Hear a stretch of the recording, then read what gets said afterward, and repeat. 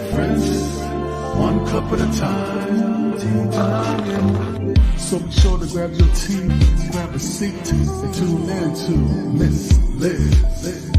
Tea time. Making a difference, one cup at a time. Tea time, yeah. Tea time.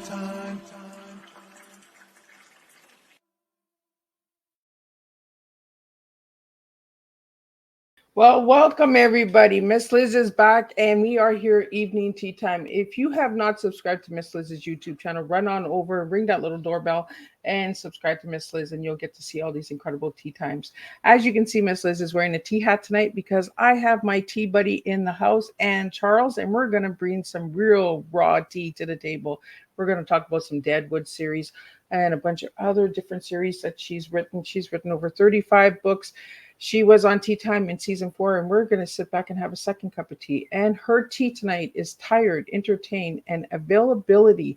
I got it out. My tongue was a little complicated in the back, but we got that out. So we're going to get you to grab your tea, grab your coffee, grab a glass of wine. You do not have to drink tea to enjoy Miss Liz's tea times tonight. And if you have a tea hat or a ball cap or anything, put it on. Enjoy. Let's play. Let's have some fun tonight. So let's get started with disclaimer and bio, and then we're going to get Anne in here, and we're going to spill some tea together, and we're going to make some new memories. Disclaimer for Miss Liz's Tea Time live show. Miss Liz, myself, is going live using StreamYard. Before leaving a comment, please grant StreamYard permission to see your name at StreamYard.com. Please be advised that the content brought forth for any Tea Time show hosted by myself, Miss Liz, is always brought forward in good faith. However, may bring forth dialogues and opinions that are not representative of my platform. The facts and information are perceived to be accurate at the giving time of airing. All Tea Time guests and audience participants are responsible for using their good judgment in taking any action that may relate to the discussions. The content brought forward may include discussions for some where they may be emotionally at risk. It is significant to know that this show is engaging in discussion forums only to offer and inspire awareness and connection and is not providing therapeutical advice.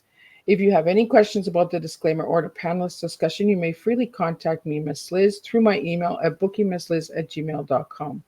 Moving forward, should you choose to voluntarily participate in tonight's show in any aspect, I myself, Miss Liz, welcomes you.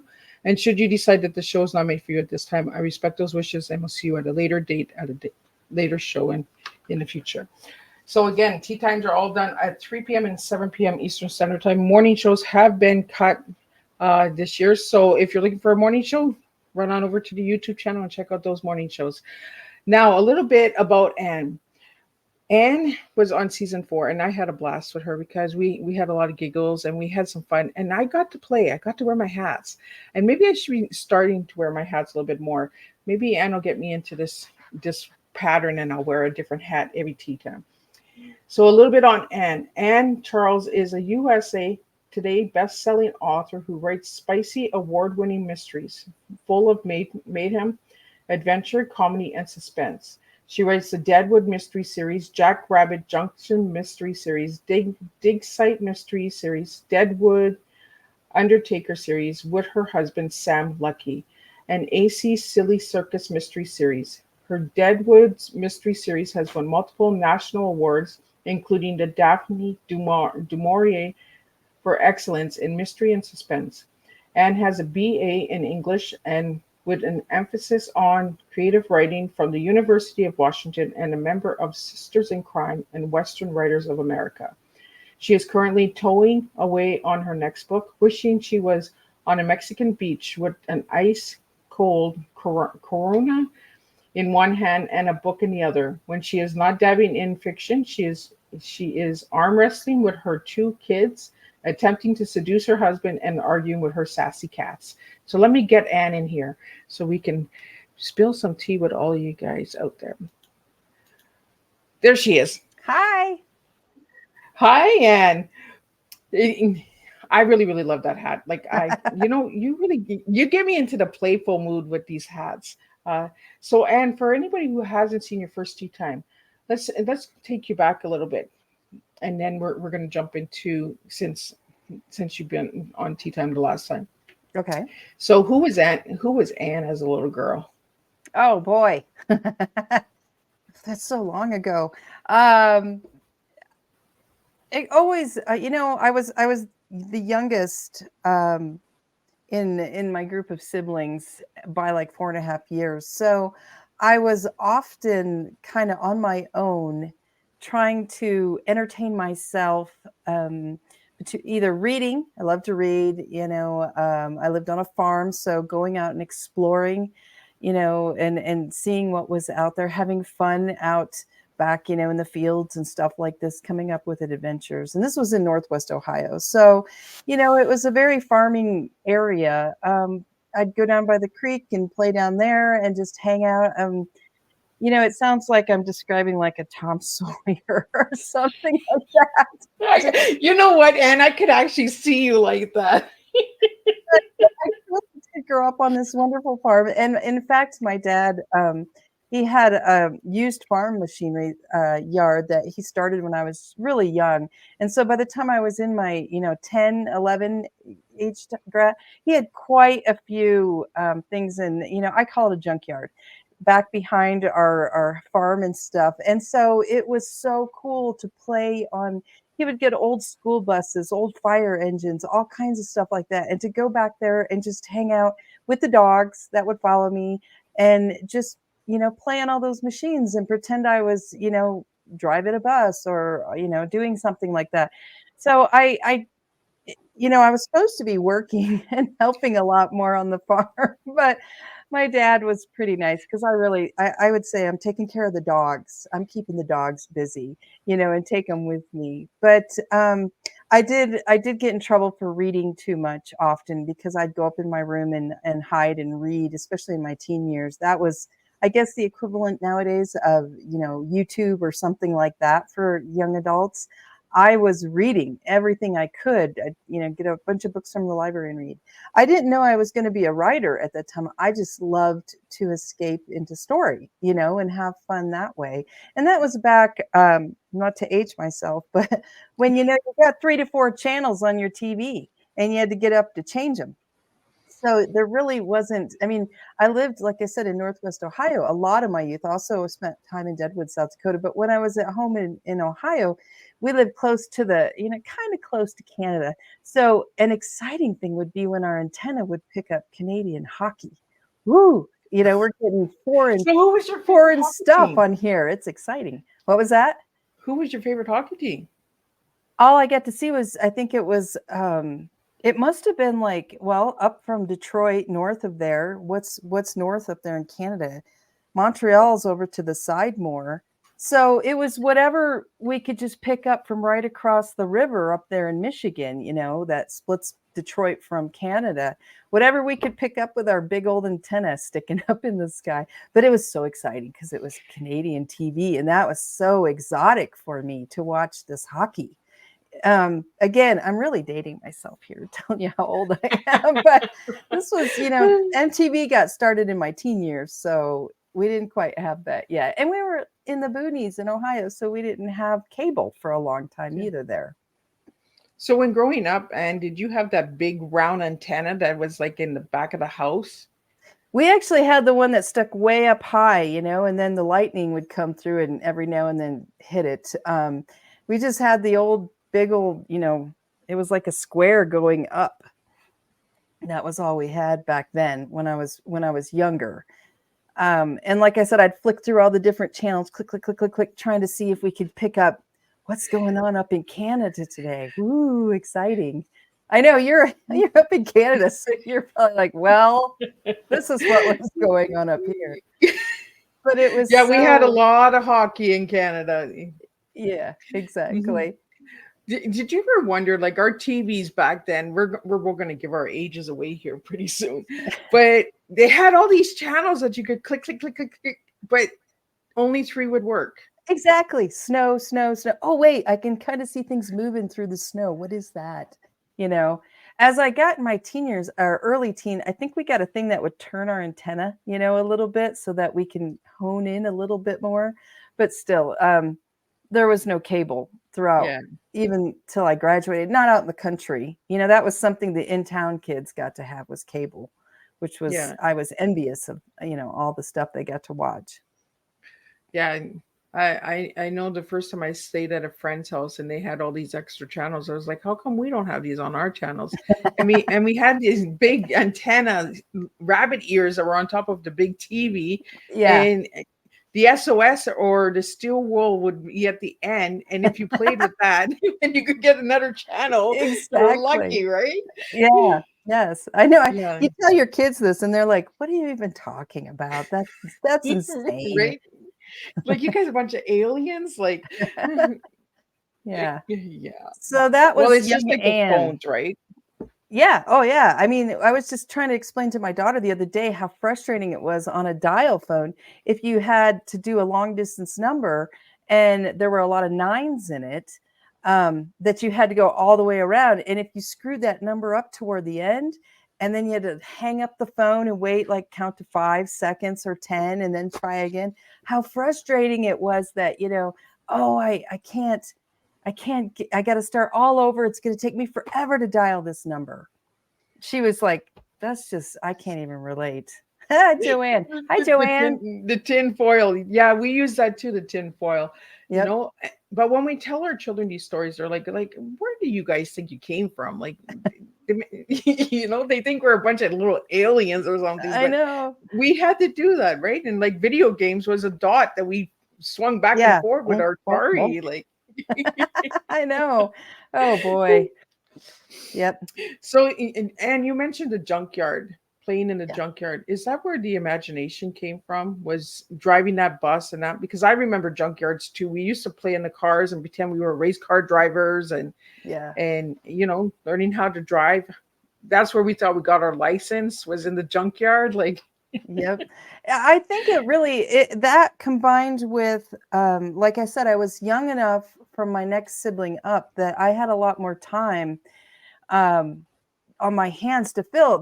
My other siblings were like 2 years apart, plus some step family that was a year apart from them. So they were all grouped together more. And me and one stepbrother kind of trailed at the end, but then he was at his mom's a lot. So I was, it was different places, and I was alone a lot. And sometimes by choice. I love to hang out with our dogs. We usually had 3 to 4, farm dogs that would be running loose with me, and we'd go down and just, it really, times I think, well, maybe that was lonely, but no, it really fueled my imagination. It gave me time alone to create worlds. I can remember, so we had a Ryder lawnmower, and our yard was so big, that it would take me 3.5 hours with a riding lawnmower. That's wow. how big our yards were in Northwest Ohio. And I would make up songs and sing them and I feel sorry for anybody that was within hearing distance, because I'm a horrible singer.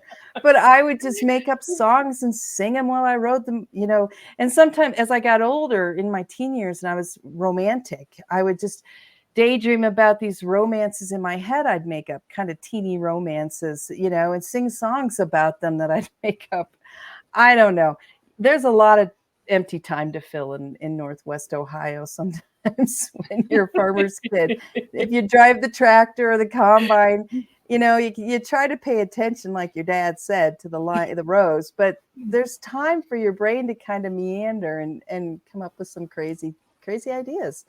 So that, on top of my older brother, who does my cover art and illustrations, he was always into monsters. He's 4.5 years older than me, Mr. Kunkel, and he would tell me monster stories a lot of times.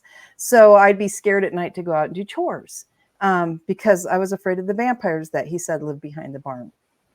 Things like that just fueled my imagination too. So you put all that together, and I think it spurs a lot of, daydreaming and stories. Absolutely. I'm just going to put this comment up by Joanne because I think it's pretty cool. I was born in the I middle of the last century. Now, how does that sound? I know, isn't that horrible when they say, 20 years ago, and you're thinking the 90s, and it's like, no, 20 years ago was 2000s, or 50 years ago was the 70s. Oh my gosh. That's just Right? crazy. But yeah, Yeah, time marches on, man. it does. So, Anne, how old were you when you wrote your first book? Let me think about that. It was in 96. 36 and I hand wrote it. So doing the math, I was 25. Oh, wow.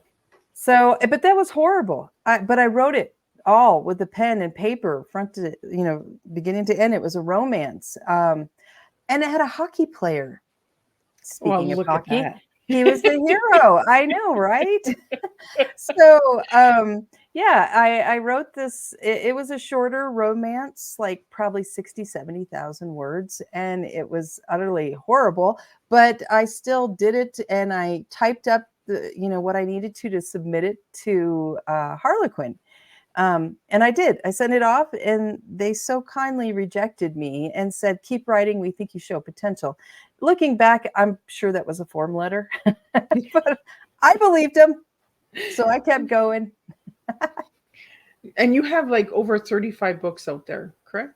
I do believe so. Yes, I haven't counted lately, but I think we put out 36 last year. We, as in me and Anne and my husband. I guess there's a group of us in in my head partly, but my husband is of course part of this business, helping with formatting and a lot of parts of the behind the scenes work.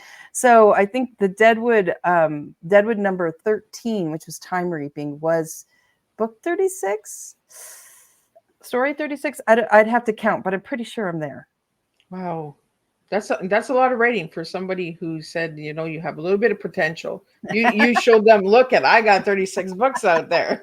I know, and I wish I wrote shorter stories. My stories tend to be about 110 to 130,000 words, which are these meatier books. And I would love to write 60K books because I could do more. I could put more out quicker for everybody, but I've got this storyteller, and if I say, let's cut it at 60, she'll be like, no, I'm still going here. I'm not quite done. And, at 75 to 80, I'm like, can we cut it soon? And she'll be like, no, I think we've got a few more things to tell. So by 115, I'm like, somebody's got to shut you up, lady, because we are running out of space. It's enough. We need to move on to the next book. So yeah, I try to write shorter. Yeah, my brain just it's got a story to tell. And so I have to let her get her long-winded version out. So, Anne, is Deadwood the first series? It's the first series that I published. I actually wrote the first book in the Dig Site Mystery series came before everything else. And it is now called Look What the Wind Blew In. But when I wrote it, I think it was Welcome to the Jungle was the title I had for it. And then my critique group really hated the hero that I had written for that story. I mean, really hated him.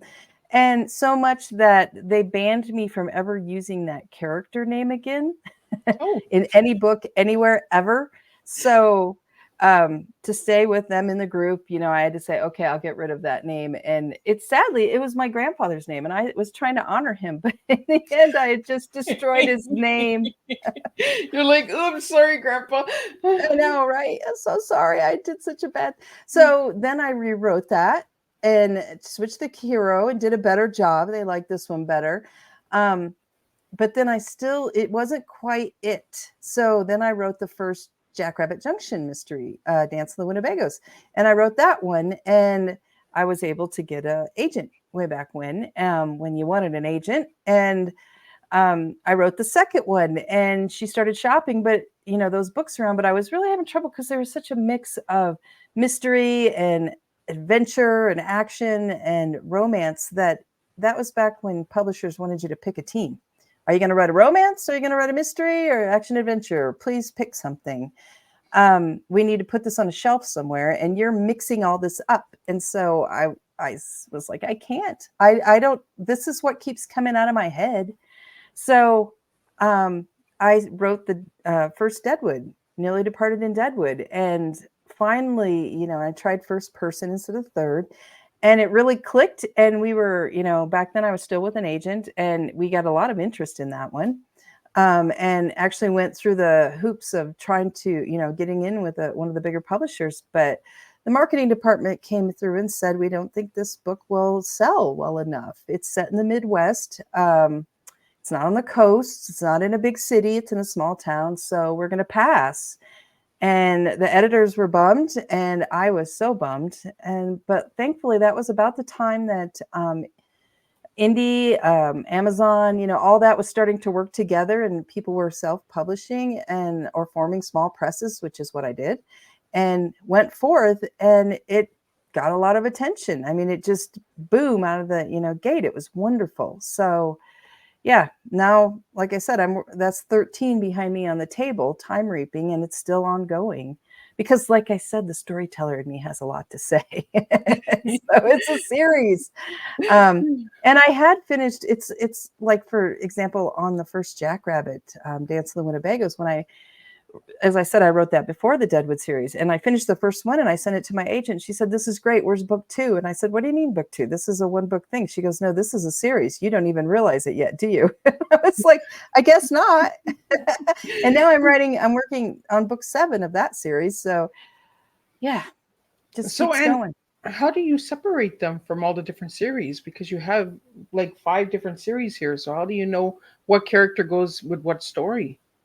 It'll take me a little bit. I'll reread the series in between when I finish one and I'm going to switch series. I reread that other series to get my head back in that game and get the characters. There are times when I will switch to the Deadwood series, let's say, from the Jackrabbit, and I'll write in third person for a little bit and then go, wait, no, no, no, no, no.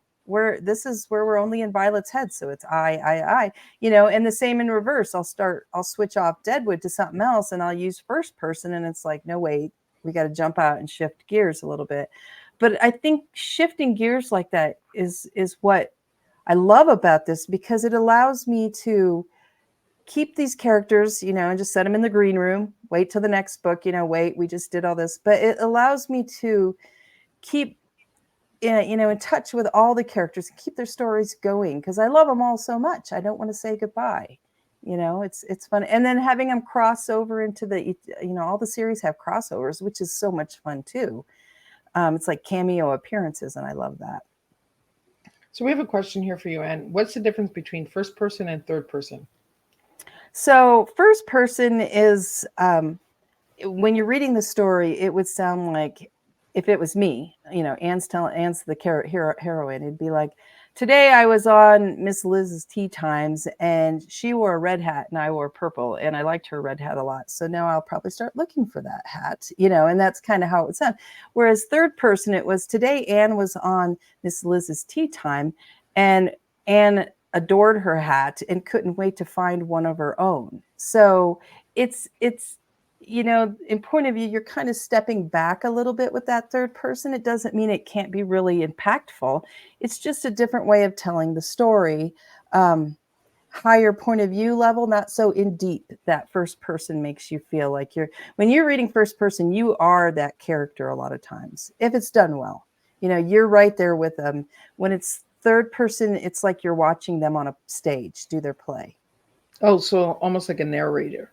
Yeah, yes. And then the narrator would be another omniscient, I think they call that, where the narrator comes in and says, and today Anne was on, Miss Liz's Tea Time, and she was telling about her life as a child playing in the creek. And some people would say crick, and she said creek.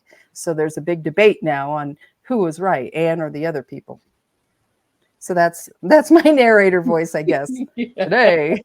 And just took us down the creek. Exactly. Oh boy, the things you bring out in me, it's so wonderful. Right? Well, I'm going to bring out your tea now, because you gave me the words tired, entertain, and availability. Now, those are 3 strong words, and I want to know why you gave me those words. Well, tired is, for the last year, and I don't want to go into it because it's too emotional, but I have had, my parents are of the age where they're starting to have issues. And I've spent so much time in ICU, or, with a parent that they might die tomorrow. You might need to get down here, and see them, that I feel tired and I'm worn out. And the storyteller in me is struggling, because it's hard to write humor when you're dealing with so much emotion and seriousness and grieving. So, when I looked at those three letters, the first thing when I saw the T is like, I'm tired.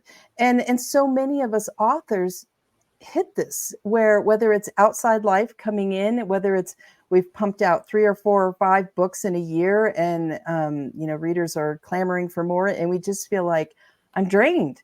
I feel like I'm tired, and I need to rest and give my brain a little bit of a break and let life, whatever else I'm dealing with, kind of fizzle through or fizzle out, and build up my creativity well again. So I've heard that, especially in the last 10 years, because it seemed like, with ebooks and indie publishing, authors are really cranking out books, and some of them are just amazing that they can do that. And I think, wow, you are an incredible machine that you can crank out all these great stories. And others of us are trying to get 3 books out a year and cheer. We did 3 books. That's hard, and some are hitting burnout and just tired and need a break. And on top of that, as you know, is the marketing. We're not just writing stories. Wonderful things like Facebook, but more Instagram and TikTok. They require even more creativity to interact. We need to come up with fun little videos and stuff like that. And it's really hard, especially if you're an introvert. Like I mean, I'm not a total introvert, but I am pretty introverted. I really like to be left alone to read and watch movies and write books. Um, it takes a lot of energy for me to go out and to do book signings and whatnot. And it takes a lot of energy for me to be creatively funny, visibly, on purpose. I mean, talking to you right now, I can just talk to you. We can laugh and I can say stupid stuff and tell how old I am and all that. And I just like, I don't care. But if you want me to write a script and come up with something funny, I'm like, my name is Anne and I am a funny person. Look at me. Ha ha ha. It doesn't You just work turned into that the way. An AI. I do. Exactly. I'm so, it's so hard for me. And I'm so envious of those authors who just, they get in front of a camera and they're like, da da da da da, singing dances, singing songs, doing dances, all that good stuff. Because I'm like crickets, Oop, oop, oop, oop. yes. So I'm tired, but Yeah. I still love this job. Or I shouldn't say it's a job. I love this opportunity. I love that I can tell stories. I love that I can share things, and these wonderful things that I hope make people laugh and make their day better. And that's what I still want to do. But there are days when I'm just exhausted, and I know I'm not alone. Yeah. A lot of authors feel this way, and we're trying so hard. I was just reading, a friend on Facebook commented, and I won't give her name, but she had said that she got an email regarding her newsletter that they had unsubscribed because she wasn't putting out books fast enough. So they moved on to other authors that could. And she's like, I do 3 to 4 books a year, but I do long books. It's hard. And why I understand reading other people's books, you should, but we can do what we can do with our brain. Fortunately, I should say, not unfortunately, I have 2 wonderful children and a husband that I love and 4 cats that demand time too. So, you know, I think it's important that we live life because that's what we bring to story. What I've just gone through the last year with my parents is a wealth of creative gold. Not to say I'm going to, use it for money, but it really refills the creative side of you because you experience so much, whether it's grief or sadness and laughter in the midst of it, that reminds you how you laugh in the thick of grief, and you laugh when you're scared. And it's just wonderful, but you have to take time out to live the life to get that. Well, and we don't talk about that enough, right? The burnouts. Like, everybody's just go, go, go, go, go. Where we just got to slow down, have some tea, take a Yes. moment for ourselves, right? And you Yeah. talked about this when you were on the last time, was, that it's just, they just demand, like, I want more, I want more, I want more. But until you can build up that storyline, you're just like on a pause. You're just like, let me figure it out. Like, Right. I want to deliver high quality, really good stuff that, because as you keep going in a series and you get to the next book, for example, book 14 on the Dead One Mystery series, I can't bomb.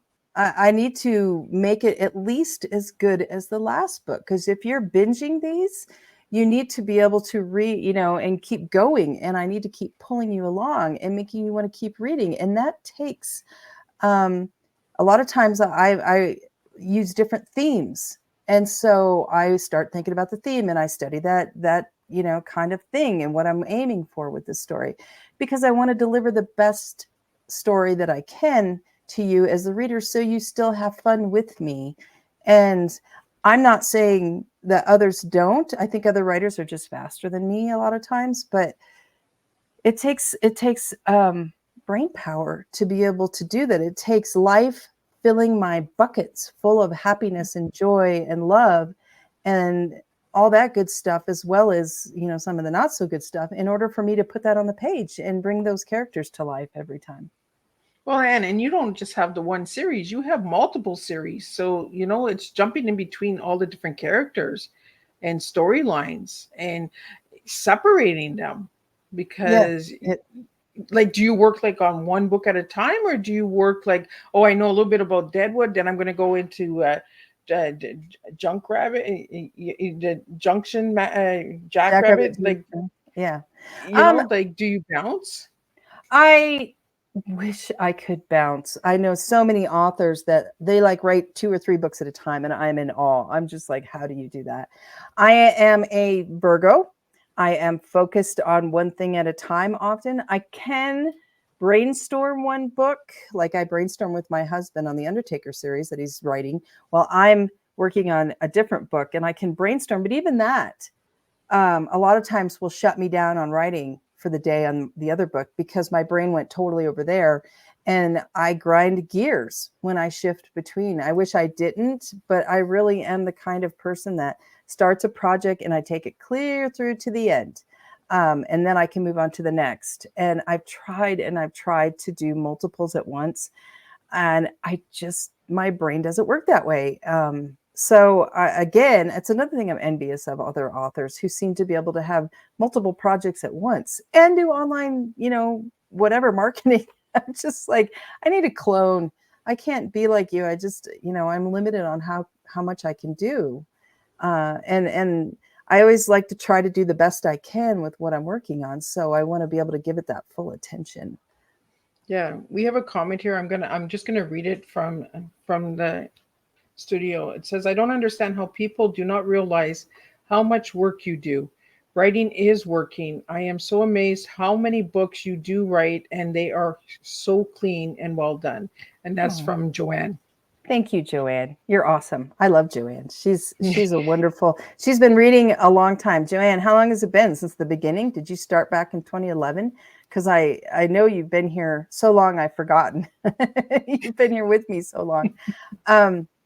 I think because some authors move quicker and sometimes their books are a little shorter, and they have really aggressive release schedules, like one book a month or one book every month and a half to 2 months, that a lot of readers get used to that, that's kind of a norm. And it is for certain people, but unfortunately we're not all the same. And that's right. I know she's been there. She's awesome. Joanne's wonderful. So I'm not trying to be whiny or complainy or anything like that. And I don't even think complainy is a word, but I, you know, it's hard, and creating good, funny stories, especially humor for me, is not like, I just sit down and outpours this funny stuff. I have to get myself mentally into the state of, we're going to deliver, and have fun and joke around. And if my heartstrings are being pulled in another way, if I'm sad because what's going on in my day life, it's really hard to write something funny. And it just experienced that. I just was trying to write a few paragraphs yesterday, and I looked at him and I was like, this is garbage. It's snarky. It's not funny. It's boring.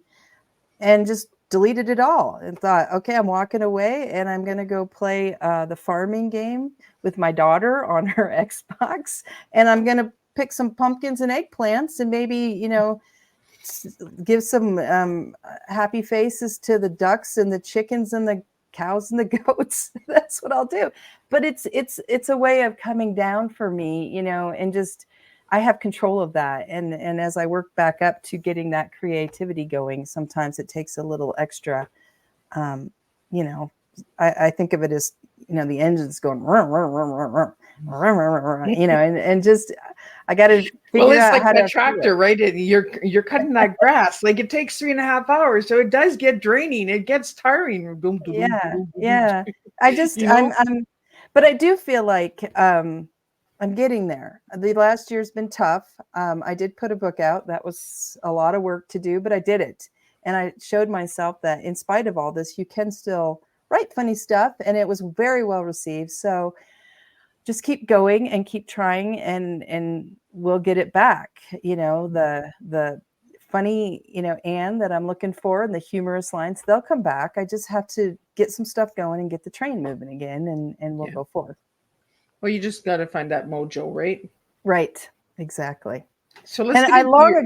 long ago I tried writing drunk, thinking, hey, maybe this will work.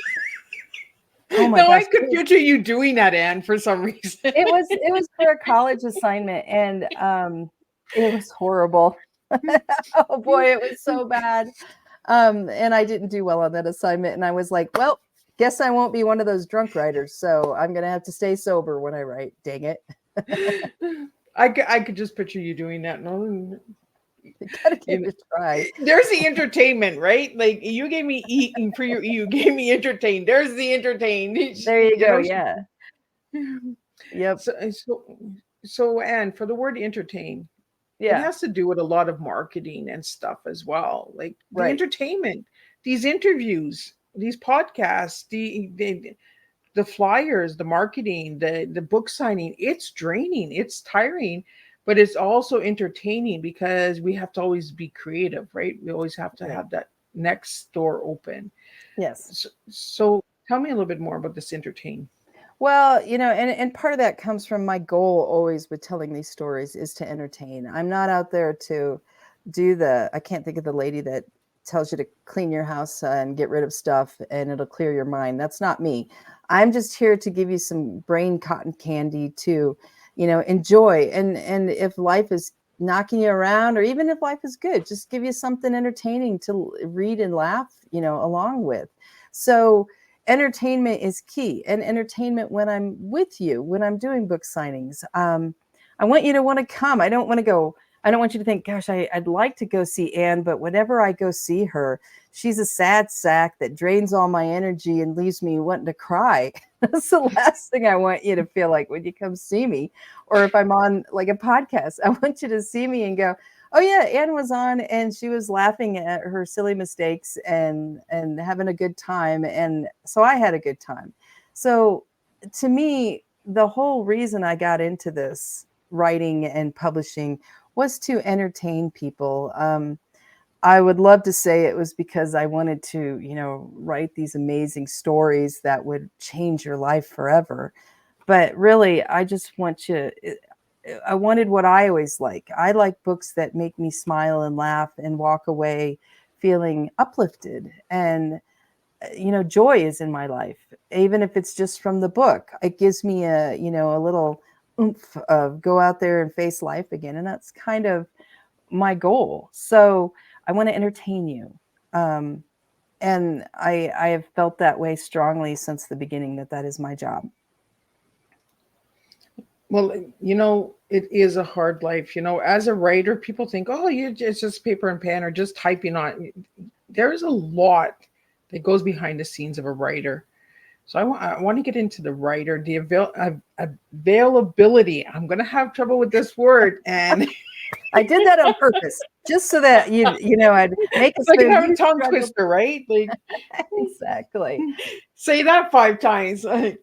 Yeah. So I chose availability because I think that's very important these days as an entertainer. And we see that all over the place. Social media has made that even more so. When we were kids, the whole idea of going and having any contact with, an author that you love was such a crazy thing. Maybe you'd get to go to a book signing if they came to your area.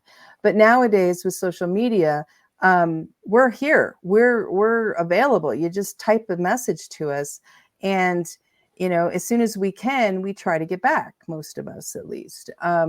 So I think it's important both in my writing life, in my marketing life, that I'm available, but also I have children. They're in their teens now, and I want to be available to them as well, and available to my family and my husband, so that I'm not always, always working, always gone, always somewhere else, being, here's Aunt Charles, woo, I'm with them. I'm available to them as well. So both private life and public life, career is, it's important to figure out the balance, but be available to the readers who want to reach out to you and tell you wonderful things. I get some emails about, you brought me up when I was feeling down about this, or I'd read your book to my mom or aunt when she was in the hospital and it made her laugh. Stuff like that. You want to be available so that you can thank them and reply and talk to them and make them feel like the time they took to reach out to you is a valuable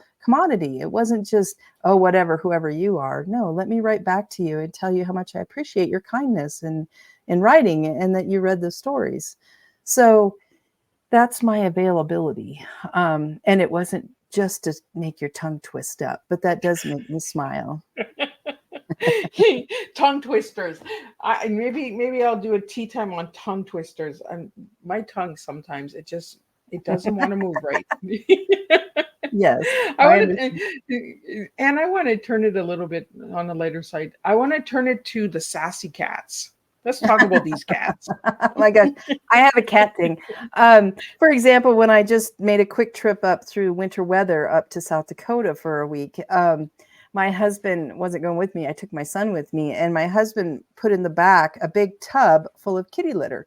Now, anyone that deals with ice and snow knows why you put kitty litter in your vehicle, because if you go off, it helps you get traction.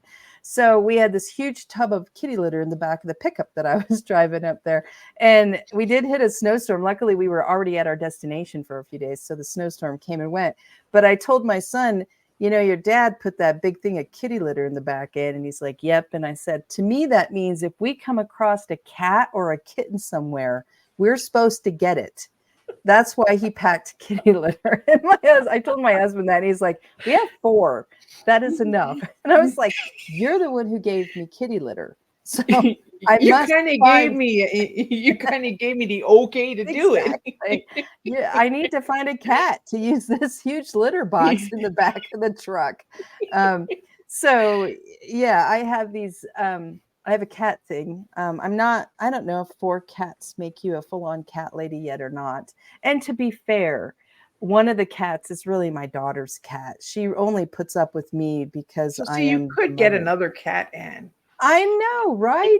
I'm always on the lookout. We like to get cats when we travel, because especially if we get a younger cat. A lot of people when we travel seem to have masses of kittens all over, and so we scoop one out because you travel home with them on the road and you spend 3 to 4 days with a cat in a vehicle. You bond really well with that cat, so they form this. By the time a day out, they form this bond with you already, and you become a pack. And so when we get them home, that cat has so much more confidence coming into our house with the other cats who have already bonded with the humans and are used to multiple cats. So it just makes the introduction, I think, even better. So that's why I have 4, and that's why I'm going to continue to have maybe 4 or 5. And I'm sticking to that I need to continue to collect cats as needed. But they're so fun. I mean, I know a lot of people don't think cats have the personality that dogs do, and dogs are a blast. I love dogs. We just travel a little too much, and I don't want to carry a dog with me. And I don't. Kids are hard enough. So Yeah. I got to take care of kids and a dog. That's like I'm stressed out now. But cats we can leave, especially since we have a few, so that they interact. They're not lonely. They hang out together. We have a wonderful neighbor girl that has always watched our cats and hung out with them. So um, I just love how they each are so different and they give such attitudes sometimes. And yet there's one of them that she just worships. It seems like whatever we do, and she just loves us so much. And she just wants to be with us all the time. And it's just like, you're kind of a dog cat, you know? I don't know if you realize that, but you're really supposed to be a little more standoffish like the other guys, but you're all over me. So okay, we'll take, you know. So it's fun. I just adore having cats around. And thankfully I'm not allergic, so it doesn't, you know, cause any problems. Well, and I wanted to jump into the cats because I want to know, did any of the cats give you some characters for any of your series? Um, some of the things the cats do. I have one cat, it's our boy cat, Loki. And when I do work in the yard, so I live in Arizona, and while we're up in the mountains, we do still have scorpions and some not nice bugs. And in the summer, I'll be out weeding in the around something, you know, and kind of a little nervous because there's a big hole there in the ground, and that makes me nervous, but I'm trying to weed around it, let's say. And Loki has this personality that he will hide in the bushes and jump out at me, right? It seems like right when I'm the most nervous, and do the cat in the movie, you know, scary movie, jump at me. And one time he did it, there was a big hole, and I was really nervous thinking, what is in that? Is that a snake? And I was kind of getting some weeds, and he jumped out right when I was reaching toward that hole, right from behind the hole, through a bush at me. I screamed so loud. I stopped and I looked around, and I was like, "Oh my God, if any neighbors heard that, they're probably going to call the cops, because that was a woman in a horror movie scream right there." So, yeah, we have quite the characters with some of these cats. And Loki was supposed to be a girl. When we got him, the guy was standing there we were getting him from, so we were a little nervous, all of us, and we quickly looked, and he was, you know, a kitten. And we thought, oh, it looks like a girl. It looks, and we all know what a girl and a boy cat, the difference is. We're not stupid. But the guy was just standing there hovering over us. So we quickly looked, and I swear, Loki tucked up in. I'm not going to say what part, but I swear he tucked him up because he wanted to go with us. So we get driving down the road, and we stop at a Walmart to go in and get a makeshift litter box, because we're still a day or two from home. And I go in Walmart with my daughter. My husband texts me, took a closer look at this cat, and it turns out it's not a she after all. And so we were like, then it's a Loki, because he fooled us into taking us. He's the trickster. And so we were worried because we had girl cats, and we didn't know if bringing a boy cat in would cause a ruckus. But it turns out he's a wonderful addition, and he watches out for the ladies now. You know, he takes care of them, especially when they're outside. He monitors them. But yeah, we still joke about him faking us out that way, hiding it. When we lifted him up to look, he tucked up everything in and said, "Oh, I'm a girl." Well, that's how he fits in with the girls, right? He tucks them up. Exactly. Oh, he's such a funny cat. And that's what I mean. Like, we get stories from our pets, right? That are right Yes. in front of us sometimes. And we're just like, oh, let me see what I can come up with. Yes, they are so fun. Cats, kids, and the things the kids will say to you, and you're like, did you really say that? How old are you again? Shouldn't you know that by now? You know, it just different stuff like that. It makes such wonderful additions to stories, especially if you write any kind of humor. So many of us can relate to having cats, dogs, kids, pets, that it makes, to me, if I can relate to a character in a story, someone else's books, and I can kind of say, oh yeah, I do that too. It makes the story so much more fun, because I feel like I know this person. I could be best friends with them, or, you know, stalk them at least, right? So I could hang out with them. And it makes you, you know, really want to be part of that story even more. Absolutely. You know, and stalk. As soon as you said the word stalk, I'm thinking of this cat stalking. Like, Yes. Oh got gosh. me. I do pictures on Instagram, and I'll do a calendar every year. And people, the readers are awesome. They vote on which pictures they liked throughout the year, and then we do a calendar for the next year. And I have so many pictures now that I don't even share that have Loki in them, because he'll see where I'm taking a picture and I'm like, and he comes right there and he'll do a Regal stand, or he'll jump, he'll do something, and I'm like, get out of the camera. You're such a He's camera guy. photobombing everything. He does. He photobombs left and right. He's so funny. I was just about to mention the calendars, because you have calendars, you have puzzles, you have quizzes on your site. You also have mugs, merchandise. You have all of that fun stuff. So you want to tell me a little bit about that, Anne?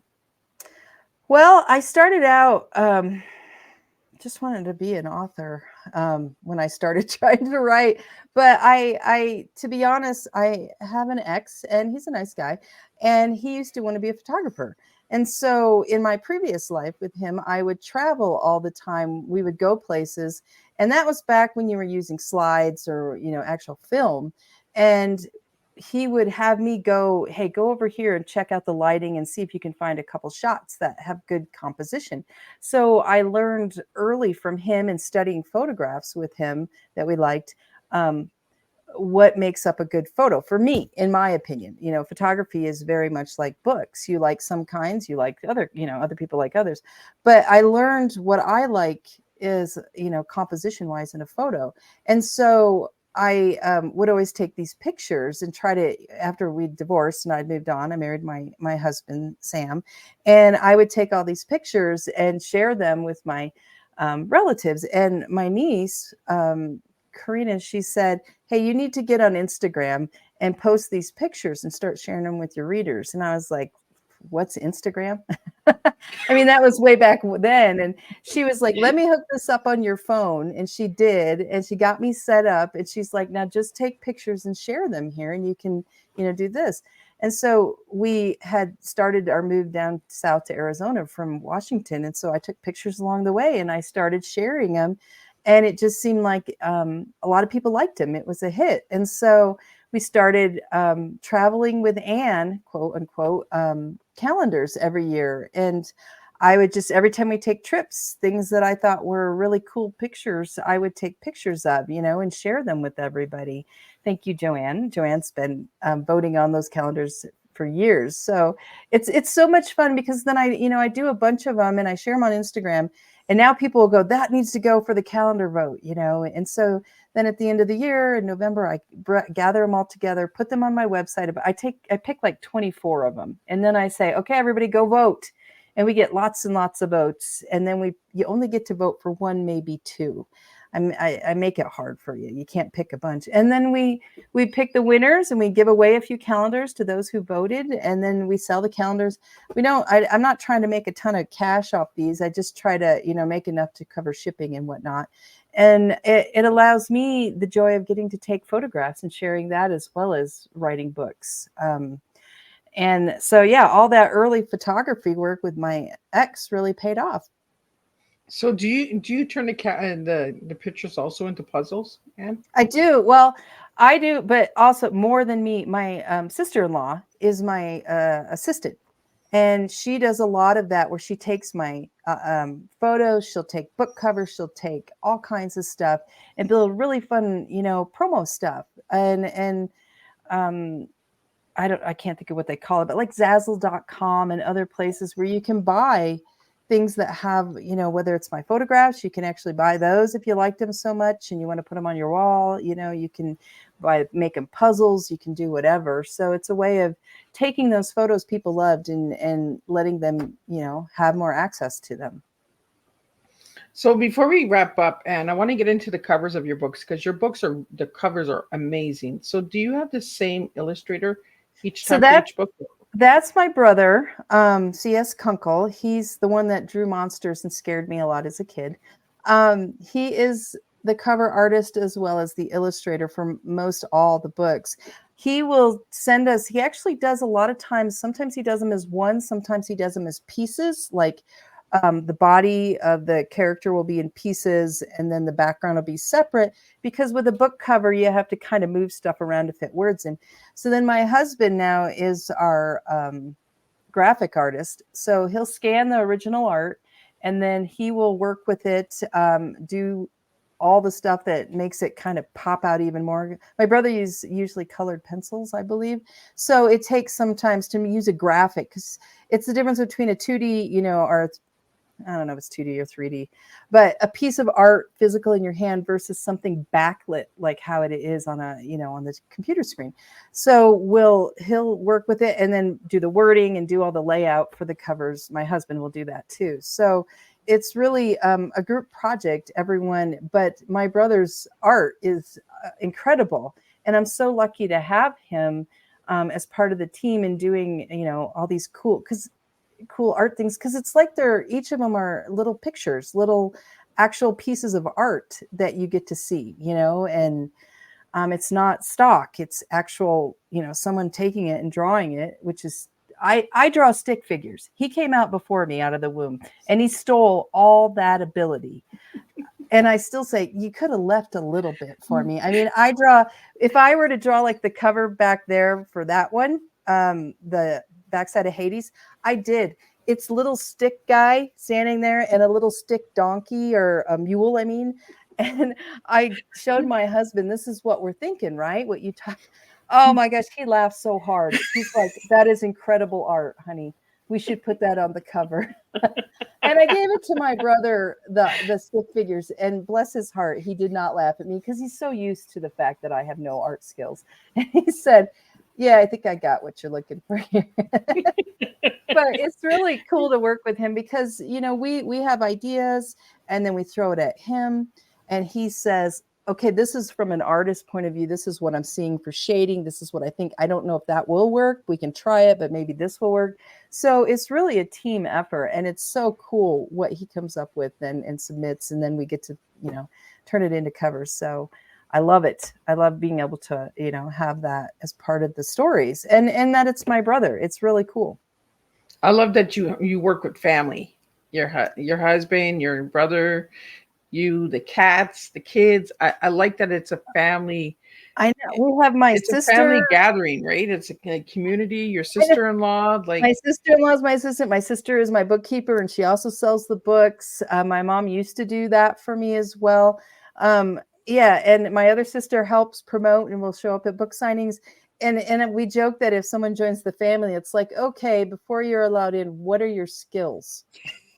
What do you bring to the table that we might be able to use? We joke about that. What skill set do you have? Because we need, we're low in this area. I'm still looking for an IP attorney. Somebody marry an IP attorney, please. I would, to have that in the family, some brain like that you can trust would be wonderful. So do you have any sisters that are available for that? They're both set in their ways. They're like, we're too old. No. The one went back to school for bookkeeping, and she, like I said, she's my bookkeeper. That's enough. Still waiting. Still have nieces and nephews. Come on. Right? Let's do this. Maybe one of my kids will marry an attorney. We'll see. You just never know, right? Right. So what's the final message you want to leave everybody with tonight, Anne?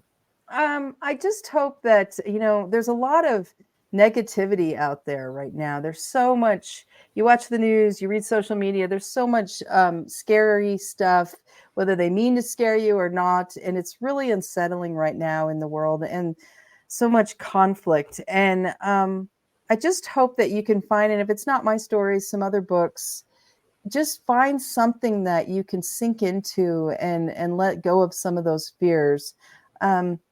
Because, life is so short. And if we're constantly living in this state of anxiety, it's so hard on us, and it takes the joy out of life. So if you decide to give my books a try, I hope that I can at least make you laugh or smile a couple times and take your mind off whatever's troubling you. And how can anybody reach you, Anne? You have it up on the screen, AnneCharles.com. There's a connect on there that you can send me an email, but I'm also on Facebook and Instagram. I'm on TikTok, but I'm really bad over there because I'm so old. I mean, come on. You're like me. I haven't figured it out. It's so hard. I got all these followers, and I'm like, I'm not doing anything. Like, I'm putting a couple little images up, and I'm just like, I don't understand it. I'm like, I know. my kids got me on those platforms, and I'm just like, what is that? I mean, I'm of the age where when I go through the remote, it's click, click, click, and it drives my kids nuts. Would you go faster? And I'm like, if I go faster, I'm going to get, car sickness because it's moving too fast, or motion sickness. So, yeah, I'm on there, and I will try to write people if they contact me. But I'm out there, and I try to respond as quick as I can. But sometimes life does take, step in and takes me a little bit longer to get back with you. And I do have an online store. You can see the books behind me. We sell a lot through our online store if you're interested in autographed books. So Awesome. Well, I had fun. This was awesome. I always love when we sit together because we just never know what we're going to talk about, right? I know. So, I so know. for all I the know. viewers, so for all the viewers and listeners out there, thank you for tuning in. Thank you, Joanne, for all your comments tonight and joining us in the studio as well. For anybody that would like to know more about Tea Time, just go over to Miss Liz's website, www.misslizsteatime.com. There's no S on the Tea Times. And check out Anne. Reach over and check out her cool stuff, puzzles, calendars, merchandise, all that cool stuff, and even some incredible books. And we are going into springtime, so it's a good time to get some books for the summertime, for picnics and all of that good stuff. So thank you again, Anne, for joining me tonight. It was a pleasure. I always love that you bring the little girl out of me and we get to play with some hats and that. Yes. And for everyone else, if you'd like to know more, just reach out and connect, and let's stay connected, and let's make a difference by just being ourselves and being that tea. And we all get a little tired, we get entertained, and where availability is there. So check Ann out. And I'll wish you guys all a good night and a good weekend. But we will be back on Monday with a surprise tea time, and then Thursday, 2 more tea times. So yes, Miss Liz will be posting who the surprise guest is later tonight. So you'll get to see who's coming and what that's all about. And we might be wearing hats for that one as well. So Come on. until then, I will see everybody on Monday with a surprise tea time.